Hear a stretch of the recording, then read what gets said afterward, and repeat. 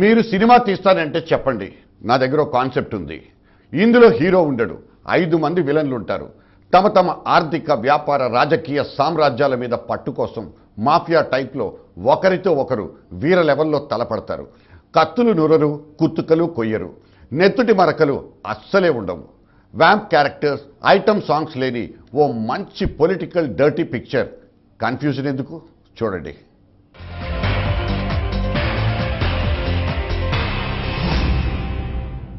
ముందుగా ప్రధాన ప్రతిపక్ష పార్టీ హోదాలో కూర్చున్న తెలుగుదేశం పార్టీ, ఆ పార్టీ అధినాయకుడి హోదాలో ఉన్న మాజీ ముఖ్యమంత్రి చంద్రబాబు నాయుడు మీద కెమెరా ఫోకస్ చేద్దాం.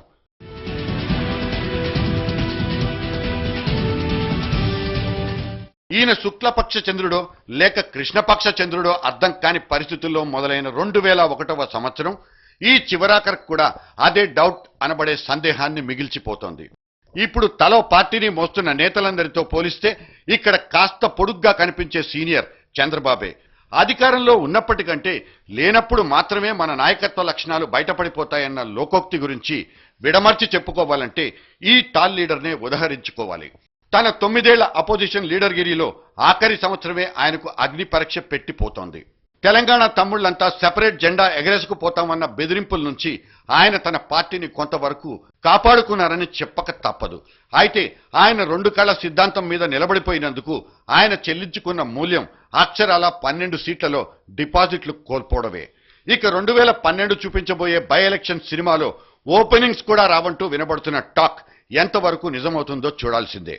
తన కంప్యూటర్ సామానంతా కట్టకట్టి జమ్మి చెట్టు మీద ఎక్కించి తలపాగా చుట్టి పొలాలెమ్మట తిరుగుతున్న ఈ బాబూజీని చూసి ఒక్కసారి గుర్తుపట్టడం కష్టంగా మారిపోతోంది. మన సంగతి ఎందుకు, ఇదిగో పొలికే కంటూ మొన్న ఈ మధ్య ఆదిలాబాద్ జిల్లాలో తిరుగుతున్నప్పుడు ఇదిగో ఈ సైకిల్ అని కూడా చెప్పింది అదే. తాను అధికారంలో ఉన్నప్పుడు ఇచ్చిన సైకిల్ వేసుకుని కులవృత్తి చేసుకుంటున్న ఈ గీత కార్మికుడు నీ పక్కనున్న వాడే ఈ సైకిల్ ఇచ్చినోడంటూ చెప్తే తప్ప గుర్తుపట్టలేని పరిస్థితికి ఈ నాయకుల వారు చేరుకున్నారని చెప్పడానికి ఇదో మంచి ఉదాహరణ. చంద్రుడు 2011లో తిన్న కాజాలకు లెక్కలు తీయడం కంటే దాని రుచిని ఆయన మర్చిపోకుండా ఎంతకాలం గుర్తుంచుకుంటారన్నదే ముఖ్యం. మంత్రి పదవి కూడా చేయని వ్యక్తికి ఏకంగా ముఖ్యమంత్రి పదవా అన్న విమర్శల మధ్య కుర్చీ ఎక్కిన కిరణ్ కుమార్ రెడ్డి 2011లో తన ఇమేజ్ ని పెంచుకునే పనిలో పడిపోయారు. అతనికి వారసత్వంగా సంక్రమించిన తెలంగాణ జగన్ సమస్యల్ని ఆయన పెద్దగా పట్టించుకున్న దాఖలాలు లేవు. స్వతహాగా ఎవరితోనూ ఎక్కువగా మాట్లాడరన్న ముఖ్యమంత్రి తన కేబినెట్ సహచరుల్ని కూడా పెద్దగా పరిగణలోకి తీసుకోకుండా తాను అనుకున్న నిర్ణయాల్ని ఏకపక్షంగానే అమలు చేసే వైఎస్ తరహా స్టైల్నే నమ్ముకున్నట్లు కనిపిస్తుంది. తన రూపాయి కిలో బియ్యం పథకానికి ఆయన తెరతీసింది కూడా ఇలాగే. అయితే దాని అమలు సంగతి ఎలా ఉన్నా తమతో మాట మాత్రమైనా చెప్పలేదన్న కొంతమంది మంత్రుల మాటలతో ఆయన కంగు తిరక తప్పలేదు. బొత్స సత్యనారాయణను గాంధీ భవన్ హెడ్ మాస్టర్ గా నియమిస్తూ కాంగ్రెస్ అధిష్టానం తీసుకున్న నిర్ణయం ముఖ్యమంత్రికి నచ్చినా నచ్చకపోయినా సీఎంకి చెక్ పెట్టడానికే సోనియా ఆ పని చేసిందంటూ వ్యాఖ్యానాలు వినిపించాయి. తనకు కేబినెట్ లో రవాణా శాఖనిచ్చి చిన్నబుచ్చారంటూ అప్పటికే రుచరుచలాడిన బొత్స తనకు కొత్తగా దక్కిన పిసిసి అధ్యక్ష పదవితో నేను ముఖ్యమంత్రితో సమాన హోదాలో ఉన్నాననే ధీమా పెంచేసుకున్నారు. ఇదిలా ఉంటే కిరణ్ మాత్రం తనదైన పందాలో వేటిని పెద్దగా ఖాతరు చేయకుండా తన పని తాను చేసుకుపోతున్నారు. చంద్రబాబు పెట్టిన అవిశ్వాస తీర్మానానికి జగన్ వర్గం ఎమ్మెల్యేల్ని తమ వైపు తిప్పుకోవడానికి కిరణ్ శతవిధాలా ప్రయత్నించి డ్యామేజ్ కంట్రోల్ చేసుకోవడంతో క్రెడిబిలిటీ పెంచుకోగలిగారు. మొత్తం మీద కాంగ్రెస్ లో సెక్రటేరియట్ తో పాటు గాంధీ భవన్ ఇంకో పవర్ సెంటర్ అన్న సంగతి రూఢీ అయిపోయింది. ఇక దీనికి తోడు కొత్తగా అధిష్టానం సమన్వయ కమిటీ పేరుతో చిరంజీవి లాంటి వారిని అందులోకి చేర్చి ఆయనకు కూడా ఓ అధికారిక హోదా కల్పించినట్లయింది. అయితే ఇంతకు ముందు ఇటువంటి కమిటీలు అవి పనిచేసిన తీరుతెన్నుల గురించి తెలిసిన ముఖ్యమంత్రి దాన్ని పెద్దగా పట్టించుకుంటారనే నమ్మకం లేదు. ఇటువంటి కమిటీలు అసంతృప్తుల్ని బుజ్జగించడానికేనన్నది కాంగ్రెసీయులకు తెలిసిందే. చిరంజీవికి బల్బు కారు ఇవ్వడం ఎంత ముఖ్యమో ఆయన వర్గీయులకు పదవులు ఇవ్వడం అంతే ముఖ్యమని అధిష్టానానికి తెలిసినా 2011లో ఆ పని మాత్రం జరగలేదు. అవిశ్వాస తీర్మాన సమయంలో అలకపాన్పునెక్కిన చిరంజీవికి బొత్స అండదండలున్నాయనేది అందరికీ తెలిసిందే. ఇక బొత్స ప్రోద్బలంతోనే చిరంజీవి తన డిమాండ్ల చిట్టా విప్పారన్న విమర్శలు వినిపించాయి. తన పదవి సంగతి ఎలా ఉన్నా రేపటి రోజున తన 17 మంది ఎమ్మెల్యేల్లో ఒకరిద్దరికి పదవి దొరికితే మిగతా వాళ్లు అసంతృప్తులుగా మారిపోయే ప్రమాదము చిరంజీవికి పొంచుంది. రేపటి ఉప ఎన్నికలు సైతం చిరంజీవికి ఒక రకంగా యాసిడ్ టెస్టే. తన శక్తి సామర్థ్యాలతో కనీసం 4-5 ఎమ్మెల్యేల్ని చిరంజీవి గెలిపించుకోగలగాలి. అప్పుడే పాస్ మార్కులు కూడా పడేది. కేవలం తన బలంతోనే ఈ మైనారిటీ కాంగ్రెస్ గట్టెక్కిందన్న జోష్లో ఉన్న చిరుకు ఆ ఆనందం వచ్చే ఏడాది కూడా ఉండాలంటే గట్టి పనే చేసి చూపించాలి. మొత్తానికి 2011 రాష్ట్ర కాంగ్రెస్ కు గండాల నుంచి గట్టెక్కిన సంవత్సరంగా గుర్తుండిపోతుంది. అటు సకల జనుల సమ్మెతో టీఆర్ఎస్, ఇటు కొత్త జెండాతో జగన్, అవిశ్వాసంతో చంద్రబాబు వంటి వాళ్లంతా విడివిడిగాను ఏకమయ్యి కూడా పెద్ద నష్టమేమీ చేయకపోవడంతో కిరణ్ సర్కార్ నిలదొక్కుకోగలిగిందనే చెప్పుకోవచ్చు. వచ్చే 2012లో కేబినెట్ విస్తరణ, 24 నియోజకవర్గాల్లో ఉప ఎన్నికలు, తెలంగాణ ఉద్యమం వంటి సమస్యలు కాంగ్రెస్ కు స్వాగతం పలకడానికి సిద్ధంగా ఉన్నాయి. ఓ అంతేనా అనుకుని ఈజీగా తీసుకుంటారేమో. లిక్కర్ సిండికేట్ అనే భూకంపం ఒకటి గాంధీ భవన్ ను కుదిపేయడానికి తయారైపోయింది. సత్తిబాబు సామ్రాజ్యానికి ఉన్న కూకటి వేళ్ల మీద కిరణ్ గురిపెట్టారని, మద్యం వ్యాపారాన్ని ప్రభావితం చేసి కోట్లు కూడబెట్టారన్న రుజువుల కోసం ఏసీబీని ప్రయోగించారంటూ ఆరోపణలొచ్చాయి. అయితే సత్తిబాబు మాత్రం సుత్తి కొట్టకుండా సూటిగానే వీర లెవెల్లో సిబిఐ విచారణకు డిమాండ్ చేసి పారేశారు. మందు సీసాల ముఖాముఖి యుద్ధం రాష్ట్ర కాంగ్రెస్ ను ఎటు తీసుకెళ్తుందో 2012 బిగ్ స్క్రీన్ మీద చూడాల్సిందే. ప్రజారాజ్యం పుట్టుక సమయానికి రాష్ట్ర రాజకీయాల్లో వ్యాక్యూమ్ ఉందా లేదా అన్న చర్చ జోరుగా జరిగింది. అక్కడ తప్పుడు గెస్సింగ్ చేయడం వల్లే చిరంజీవి పొలిటికల్ గా పాపరయ్యారని కూడా తేలిపోయింది. కానీ ఆ తర్వాత పరిస్థితుల్లో చాలా మార్పులు వచ్చేశాయి. వైఎస్ శకం అంతరించిపోయిన తర్వాత కొత్త పార్టీకి స్పష్టమైన చోటు కనిపించింది. రాజశేఖర్ రెడ్డి తనయుడిగా జగన్మోహన్ రెడ్డి కాంగ్రెస్ తో విభేదించి కొత్త జెండా కుట్టించేసుకున్నారు కూడా. యువజన శ్రామిక రైతు కాంగ్రెస్ అంటూ నాన్న పేరు కాంగ్రెస్ పేరు కలుపుకుని మార్చి 11న కొత్త పార్టీని ప్రకటించుకున్నాడు. పావురాల గుట్టలో అలవోకగా తానిచ్చిన మాటకు కట్టుబడి ఓదార్పు యాత్రలు చేసుకుంటున్న జగన్ ఆ యాత్రలే తన పార్టీకి ఆయువు పట్టుగా మారతాయని ఊహించే ఉండరు.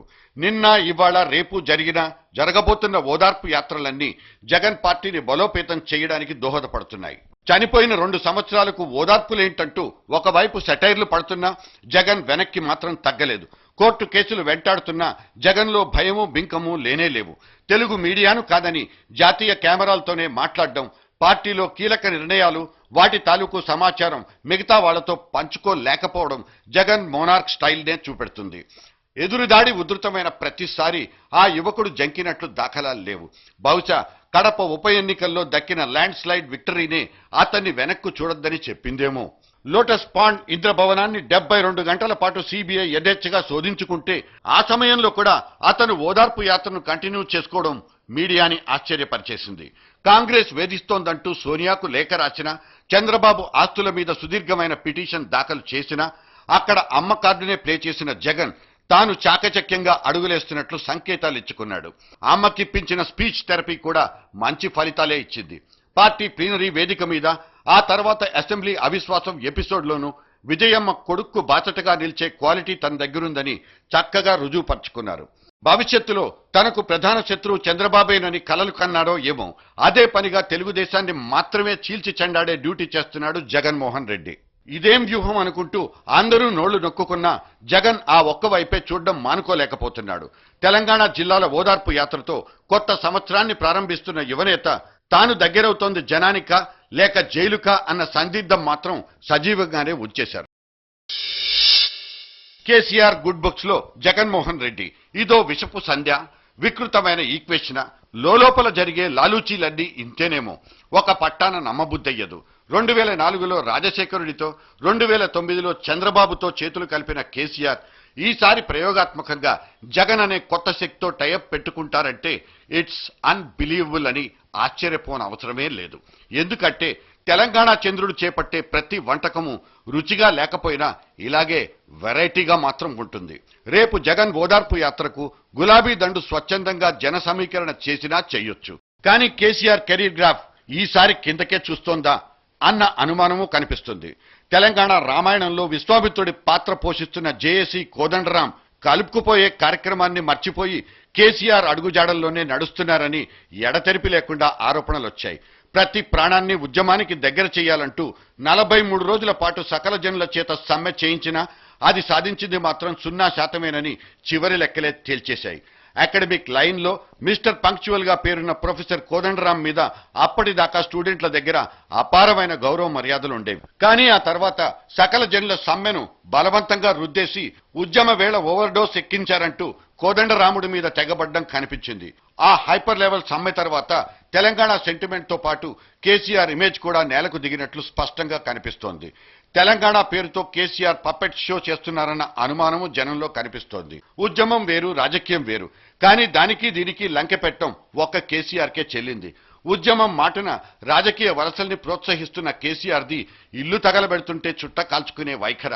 వర్తమాన తెలంగాణ ఉద్యమానికి ఈయనే సృష్టికర్త. అయిన వాళ్లు కౌబాయ్ అనుకున్నా, కాని వాళ్లు పిట్టల దొరలతో పోల్చుకున్నా కేసీఆర్ తాజా ఉద్యమంలో ఒకే ఒక్కడన్న ఖ్యాతి మాత్రం కనిపిస్తుంది. 2011 జర్నలిస్ట్ డైరీ వెలుగు నీడలకు ఇప్పుడు ఒక చిన్న బ్రేక్.